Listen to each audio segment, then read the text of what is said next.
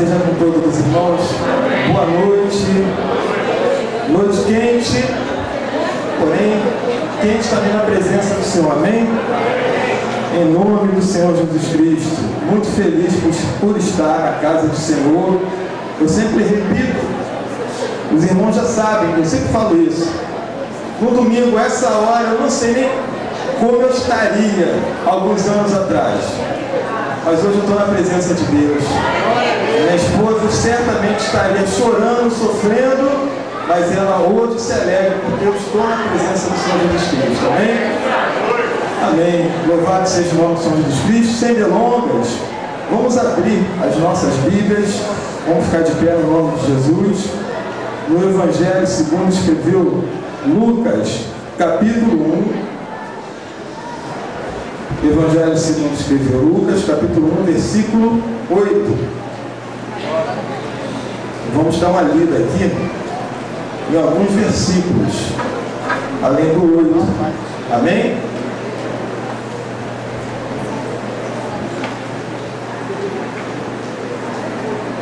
Amém? A igreja encontrou? Amém. Vamos, acompanhe comigo. E aconteceu que, exercendo ele o sacerdócio diante de Deus na ordem da sua turma, segundo o costume sacerdotal, coube-lhe em sorte entrar no templo do Senhor para oferecer o incenso. E toda a multidão do povo estava fora, orando a hora do incenso. Versículo 13. Mas o anjo lhe disse: Zacarias, não temas, porque a tua oração foi ouvida, e Isabel, tua mulher, dará à luz a um filho, e lhe porás o nome de João. Versículo 18. E disse então Zacarias ao anjo: Como saberei isso? Pois eu já sou velho, e a minha mulher avançada em idade. E respondendo o anjo, disse-lhe: Eu sou Gabriel, que assisto diante de Deus, e fui enviado a falar-te e dar-te estas alegres novas. Todavia ficarás mudo e não poderás falar até ao dia em que estas coisas aconteçam, porquanto não crestes nas minhas palavras, que a seu tempo se hão de cumprir. Versículo 24 agora. Depois daqueles dias, Isabel, sua mulher, concebeu, e por 5 meses se ocultou, dizendo: Assim me fez o Senhor nos dias em que atentou em mim para destruir o meu opróbrio entre os homens. Amém? Podemos nos assentar no nome do Senhor Jesus Cristo. Você pode aplaudir o Senhor em nome de Jesus. Você pode glorificar o nome do Senhor também, porque Ele está aqui nesse lugar. Isso é o que mais importa na nossa vida. O Senhor, então,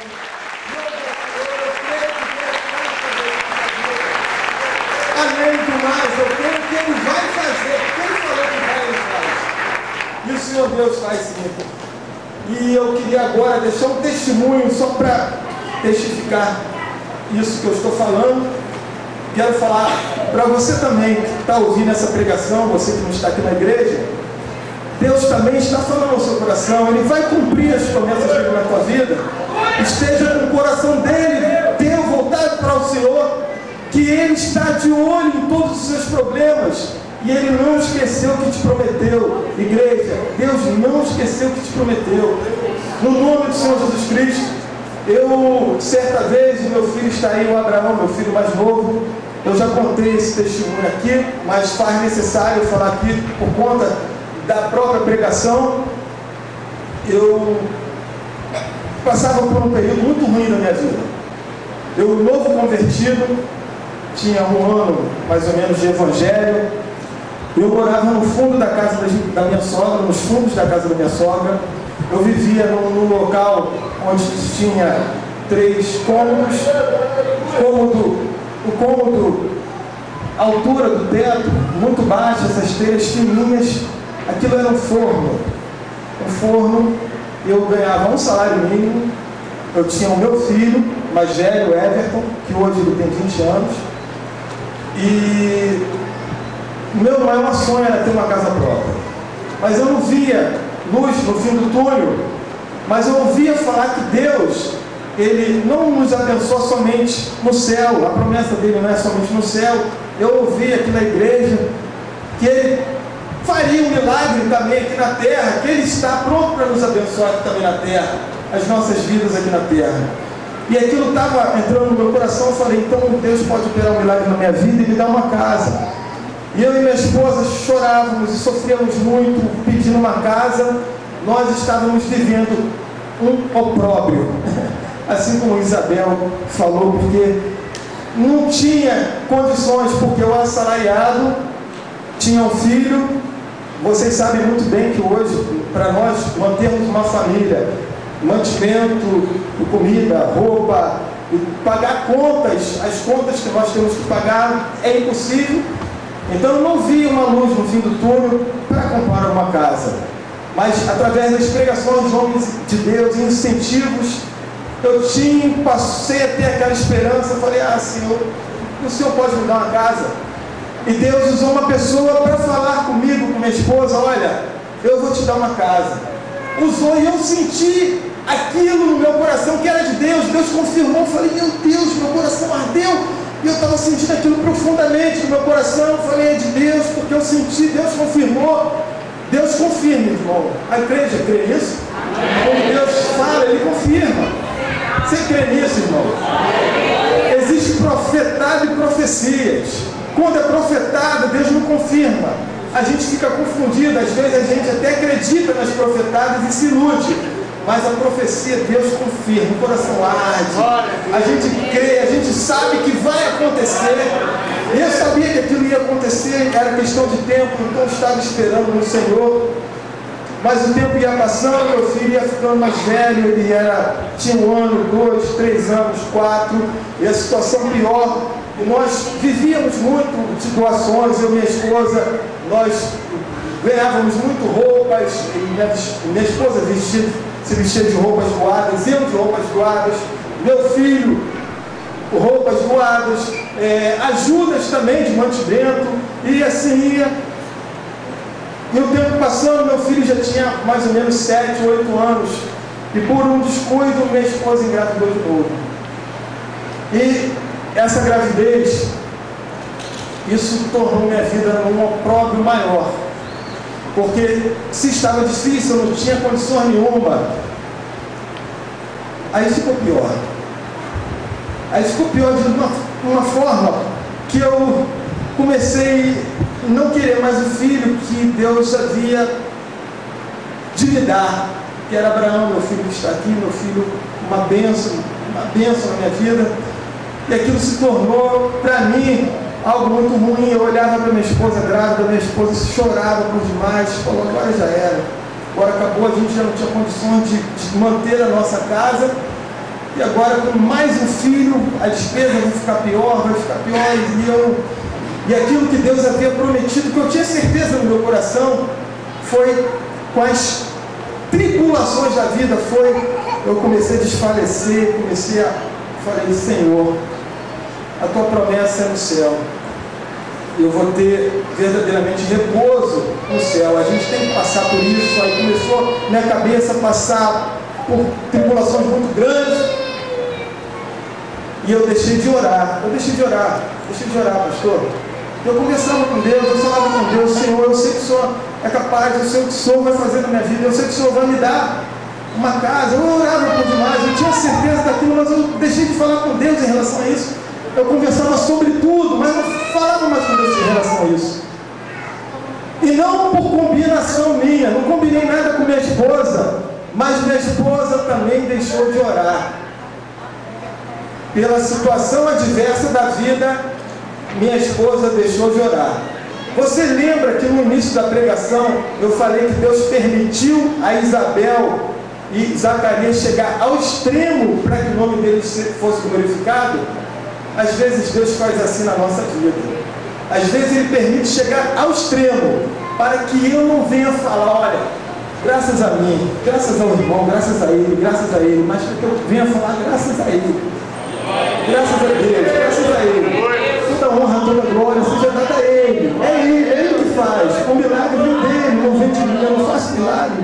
Me desculpa, mas com todo respeito, não fazem milagres. Não fazem ministério de louvor, não faz milagre, o homem não faz milagre. Nós somos usados, somos instrumentos para que o milagre dele seja manifesto. Nós não fazemos milagres. E os extremos chegam justamente por conta disso, para que ele seja glorificado, porque a palavra de Deus diz que ele não divide a glória dele com ninguém. Não divide, a glória é só dele, é só para ele. Eu tenho que reconhecer isso. Nós temos que reconhecer. E os extremos estavam chegando na minha vida, estavam chegando. E eu comecei a não querer o meu filho, uma dádiva de Deus, olhar para minha esposa e ter aquilo como maldição. Aí minha esposa chorava muito e sem acordo nós paramos de orar. E de repente minha esposa lavando roupa lá, muito triste, nós sorríamos, nosso semblante estava alegre por fora, mas nosso coração estava sofrendo por demais. E quem sonda o coração só é Deus. Porque vocês podem olhar para mim, eu posso estar rindo aqui agora, como muitos podem estar rindo, e achar que o irmão Emerson está feliz. Mas Deus conhece isso aqui. Deus conhece. E você vai perceber isso em mim se Deus te revelar. Minha esposa lavando roupa lá no tanque, na mão, claro, evidente. Se não tinha dinheiro nem para comer direito, dinheiro para comprar máquina de lavar, nem pensar.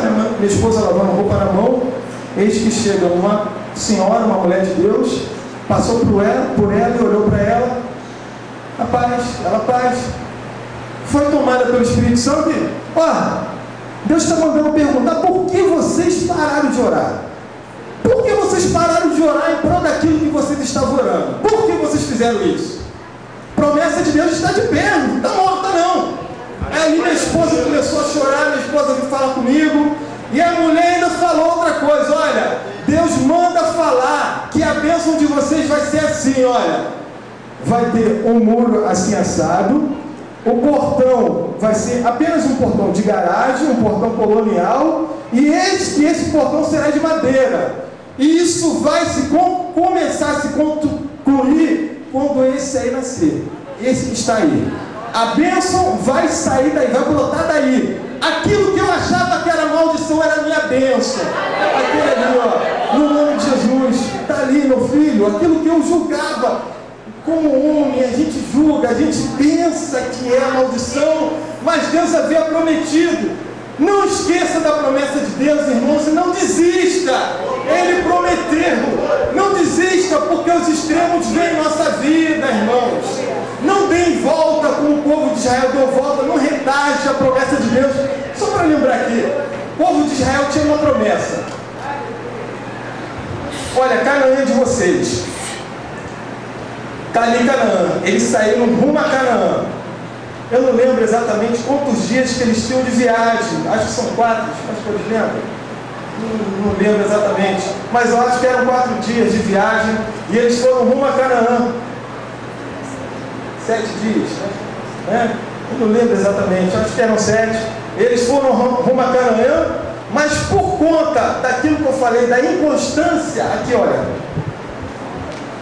nós temos que nos manter assim na presença do Senhor, ser constantes, assim, olha, constante, em linha reta. Por conta da inconstância deles, da desobediência, eles faziam isso, ó. A terra de Canaã era isso aqui, ó. Eles faziam isso.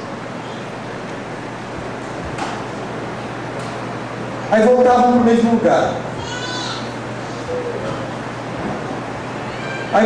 mesmo lugar. E contemplavam aquilo. Parece que nós já passamos por esse lugar e passaram mesmo. Eles estavam dando voltas, porque exatamente eles não estavam obedecendo ao Senhor, não estavam constantes na presença do Senhor. Então, eles estavam retardando a bênção dele. Por isso que eu estou falando, irmãos.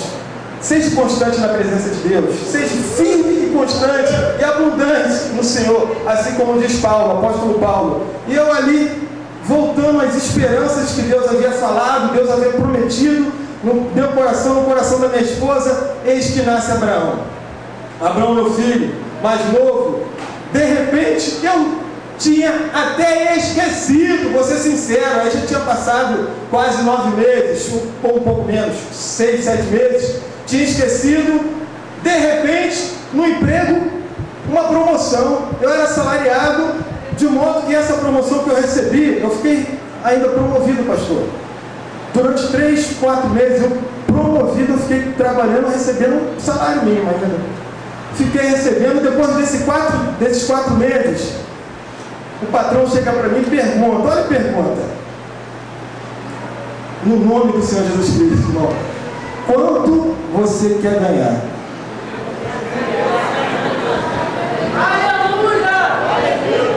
Quanto você quer ganhar? Tu crê nisso? No nome do Senhor Jesus Cristo. Eu não estou aqui, olha, Deus sabe do que eu estou falando aqui. Quanto você quer ganhar? Aquilo para mim é um absurdo. Como é que eu vou chegar para o patrão? Eu falei, não, fala o senhor. Na época, a senhora. Ela, não, fala quanto você quer ganhar. Eu, com uma audácia, falei tanto. Ela é pouco.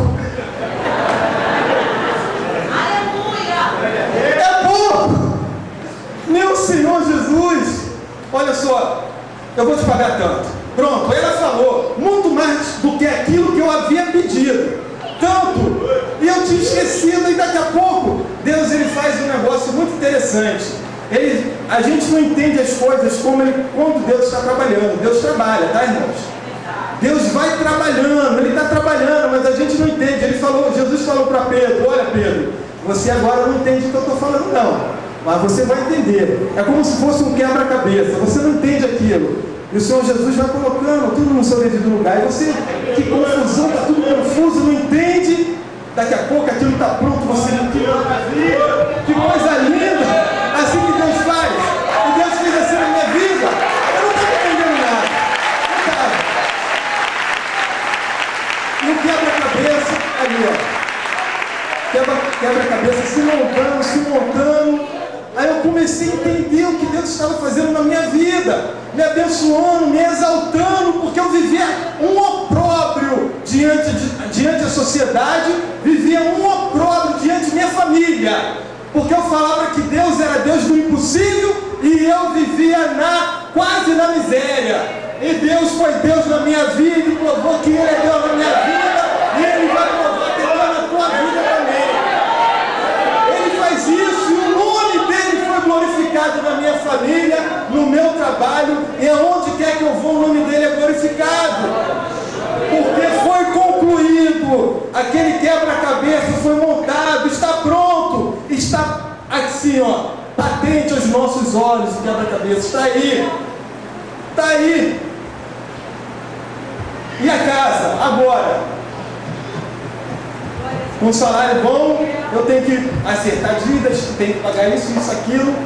E meu sogro, o avô da minha esposa, me fala, olha, apareceu uma casa aqui do próximo onde eu moro. Vem aqui que eu já chamei a pessoa para você conversar. Mas eu ainda não tinha reservado nada, não tinha diante de Deus um centavo. Eu falei, não posso ir não, porque eu não tenho dinheiro. Ele falou, agora eu já marquei, vai lá porque... Aí, conversando com a pessoa me mostrou a casa tinha que fazer muitas obras, muito ruim. E a pessoa falou assim, você tem quanto? Eu falei, nada. Mas é no nada que Deus trabalha, irmão. Senão não é milagre, irmãos. Se eu chegasse para ele e falasse, eu tenho 100 mil, então a casa é tua, pode levar. É assim que Deus faz, irmão. Foi necessário falar que não tinha nada. Estamos hoje, minha esposa, vivemos felizes, temos nossos filhos abençoados. O Abraão é minha bênção, glorifica a Deus pela vida dele, reconheço, já morando na minha casa, tinha esquecido de tudo, saindo daqui da igreja, fui para casa com minha esposa, alegre, feliz. Quando a gente está chegando na rua, paramos de frente para o portão, depois de muito tempo de ter a casa, paramos de frente ao portão, aí Deus fez assim, vocês esqueceram? Olha o portão de madeira, colonial, olha o muro como é que é, olha o portão de garagem, a gente começa a chorar na rua mesmo. Deus fez a gente lembrar daquilo, que as promessas dele estavam de pé, e falou aí, as minhas promessas são cumpridas. A gente começou a chorar na rua, meu Deus, caramba, que sentimento profundo, coração ardendo, a gente louvando ao Senhor, meu Deus, que coisa maravilhosa. E teve uma outra coisa para fechar. a mesma irmã que tinha entregado isso, a mesma irmã que foi profecia, não foi profetada, ela foi nos visitar. Ela sabia a rua onde nós morávamos, ela foi de surpresa, sabia a rua onde nós morávamos, mas ela bateu no nosso portão. Quando abrimos o portão, ué, como é que a senhora chegou aqui? Segundo aquilo que Deus tinha me dado. Cheguei aqui porque Deus tinha me mostrado exatamente isso aqui. E eu cheguei aqui por conta disso. Você pode ficar de pé no nome do Senhor Jesus Cristo? Você pode glorificar o Senhor? Você agora crê que o Senhor é um Deus de promessa, que cumpre promessa na minha e na tua vida? Nós temos que ser constantes no Senhor, como eu falei, para não retardarmos a promessa do Senhor. Você crê nisso?